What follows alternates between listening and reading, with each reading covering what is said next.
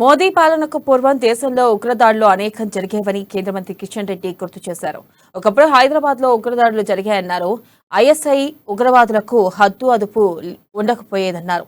కానీ ప్రధాని మోదీ వచ్చాక ఉగ్రవాదుల గుండెల్లో వణుకు పుట్టించామన్నారు. పూర్తి స్థాయిలో ఉగ్రవాదాన్ని తుడముట్టించేందుకు కృషి చేశామన్నారు.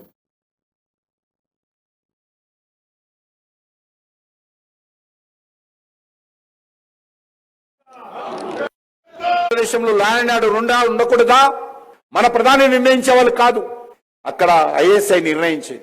భారతదేశంలో శాంతి భద్రతలు ఉండాలా ఉండకూడదా భారత ప్రభుత్వం నిర్ణయించేది కాదు. గత అనేక సంవత్సరాలుగా పాకిస్తాన్ ఆదేశించేది, పాకిస్తాన్ శాసించేది.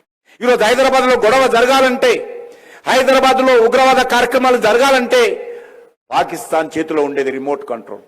కానీ ఈరోజు ఏమైంది, నరేంద్ర మోడీ గారు వచ్చిన తర్వాత ఐఎస్ఐని ఉక్కు పాదంతో నరేంద్ర మోడీ గారి ప్రభుత్వం అణిచివేసిందని మనం చేస్తా ఉన్నాం. ఈ దేశంలో మతకాలాలు లేవు, ఉగ్రవాద కార్యక్రమాలు లేవు, కర్ఫ్యూలు లేవు, ఆర్డిఎక్స్ లేదు, AK-47 ఈ రోజు కనిపించవు. మన హైదరాబాద్ లో కూడా తెలుసు. అనేక మందిని మన పార్టీ కార్యకర్తలు, RSS కార్యకర్తలు, పోలీస్ అధికారులు, కృష్ణప్రసాద్ అనేటువంటి ఒక DCPని AK-47తో మెహందీపట్నంలో కాల్చి చంపినటువంటి చరిత్ర ఈ ఐఎస్ఐ ఏజెంట్లకు సంబంధించిన చరిత్ర మన హైదరాబాద్ లో జరిగింది. సెక్రటేరియట్ లుంబిని పార్క్ లో కావచ్చు, గోకుల్ చాట్ బండార్ లో కావచ్చు, దిల్సుఖ్ నగర్ లో కావచ్చు, ఏకకాలంలో 3 ప్రాంతాల్లో బాంబులు పెట్టి వందలాది మందిని చంపారు. కానీ ఈరోజు కొత్త పార్లమెంట్ భవనాన్ని ప్రధాని నరేంద్ర మోదీ ప్రారంభిస్తుంటే ప్రతిపక్షాలు ఓర్వలేకపోతున్నాయని బీజేపీ ఎంపీ డాక్టర్ లక్ష్మణ్ ఆరోపించారు. పార్లమెంట్ భవనం ప్రారంభంపై విపక్షాలు అనవసర విమర్శలు చేస్తున్నాయని మండిపడ్డారు. కావాలని ఈ అంశాన్ని రాజకీయం చేస్తున్నారని విమర్శించారు. మోదీపై విమర్శలు చేస్తే అవాసుపాలు అవుతారని కూడా గమనించలేకపోతున్నారని చెప్పారు. వక్ర భాషను చెబుతూ ప్రజలను తప్పుదో పట్టించే విధంగా కాంగ్రెస్ పార్టీ మొదలుకొని ఈ ప్రాంతీయ పార్టీలన్నీ కూడా మరి ఏ రకంగా దుష్ప్రచారం చేస్తా ఉన్నారో భారత్ ప్రజలు గమనిస్తాం. ఇటీవల ప్రధానమంత్రి హోదాలో మరి ఈరోజు ప్రతిపక్షవ్యాప్తంగా దేశంలో భవిష్యత్తు ప్రధాని నరేంద్ర మోదీ స్పష్టం చేయడంతో తన నిర్ణయాలు, ప్రకటనలు అబాసు పాలవుతున్నామని కనీస జ్ఞానం లేకుండా విమర్శలు చేస్తున్నారు. విదేశీ బానిస మనస్తత్వంతో ఉన్న పార్టీలు దీన్ని పట్టుకోలేకపోతున్నాయి, ఉంటా ఉన్నాయి. బ్రిటిష్ వాసనలు ఉంటే అని మనకి నచ్చదన్నట్టుగా తెలుస్తున్నారు. బ్రిటిష్ ఇంకా భావజాలము. 9 ఏళ్ల మోదీ పాలనలో దేశం గణనీయంగా అభివృద్ధి చెందిందని ఎంపీ అరవింద్ అన్నారు. మూడోసారి మోదీని ప్రధాని చేసేందుకు అందరూ కృషి చేయాలని కోరారు.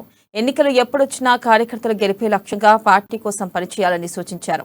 బీఆర్ఎస్ తో యుద్ధానికి కార్యకర్తలు సిద్ధంగా ఉండాలని చెప్పారు. వచ్చే ఎన్నికల్లో నిజామాబాద్ పార్లమెంట్లో యుద్ధ వాతావరణం ఉంటుందని ఎంపీ అరవింద్ అన్నారు.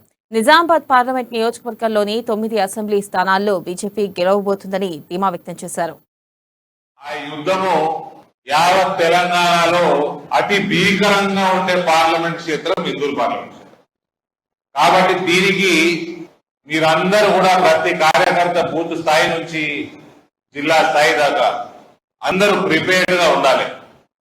ఎవరికన్నా ఇంపార్టెంట్ బాధ్యతలలో ఉన్నోళ్ళు వాళ్ళు సమయం ఇవ్వలేకపోయినా, వాళ్ళకి వివిధ పర్సనల్ కారణాల వల్లైనా ఏమన్నా మనము ఈ యుద్ధానికి మనం సన్నద్ధంగా లేము అని అనుకుంటే దయచేసి తెలియజేయండి. ఇబ్బందులు ఏం లేవు. టీఆర్ఎస్ కంట్రోల్లో బాగా ఉంది, మెడుగు ఉన్నది. కాంగ్రెస్ పార్టీ టీఆర్ఎస్ కంట్రోల్లో ఉన్నది. కాబట్టి మీడియానే భారతీయ జనతా పార్టీలో కిరికిలు పెడుతుంది.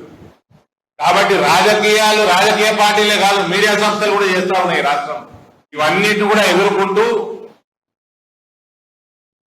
ఓఆర్ఆర్ అక్రమ టెండర్లపై మంత్రి కేటీఆర్ ఎందుకు స్పందించడం లేదని ఎమ్మెల్యే రఘునందన్ రావు ప్రశ్నించారు.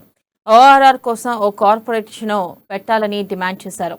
ఇక టెండర్ దక్కించుకున్న ఐఆర్బీ సంస్థపై ఆరోపణలు ఉన్నాయన్నారు. 1,00,00,000 కోట్ల ఆదాయం వచ్చే టెండర్లపై ఎందుకు మాట్లాడటం లేదని నిలదీశారు. టెండర్ల విషయంలో ఇన్ని మోసాలు జరుగుతుంటే సీఎం కేసీఆర్ ఎందుకు స్పందించడం లేదని ప్రశ్నించారు. ఐఆర్బీ ఎక్కడిదని, ఐఆర్బీ సంస్థ ఎవరిది, ఇంత మోసం జరుగుతుంటే ఎందుకు మీరు స్పందించడం లేదని నిలదీశారు. H1 అంటారా L1 అంటారా అందరికంటే ఎక్కువ బిడ్ వేసినటువంటి సంస్థ IRB infrastructures and developers limited అనేటువంటి సంస్థ 7,272 కోట్లకి టెండర్ ని ఫైల్ చేసి 7,272 కోట్లకి వాళ్ళు టెండర్ వేస్తే 7,380 కోట్లకి దాన్ని ఎవరు పెంచిండ్రు? కేటీఆర్ గారు పెంచిండ్రా? ముఖ్యమంత్రి గారు పెంచిండ్రా? ఏ రకంగా 7272 అనేటువంటి ఫిగర్ 7380 అయింది? దయచేసి అరవింద్ కుమార్ గారు చెప్తారా? కేటీఆర్ గారు చెప్తారా? ముఖ్యమంత్రి గారు సమాధానం చెప్తారా? This is my first question, straight question. దీన్ని అడ్రస్ చేయకుండా మసిబూసి మారేడు కాయ చేసి రోడ్ వేస్తాం కదా, మెయింటెనెన్స్ అవుతుంది కదా, చెట్లకు నీళ్లు పడతాం కదా, ఇవన్నీ లెక్కలు కట్టరా మీరు?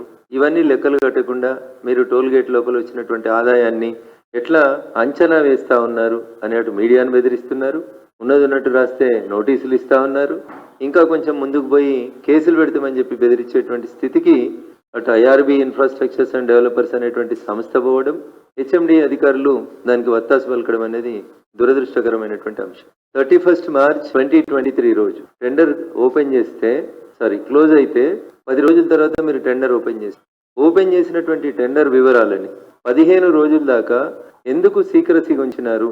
ఎవరి ఆదేశాల మేరకు టెండర్ ఓపెన్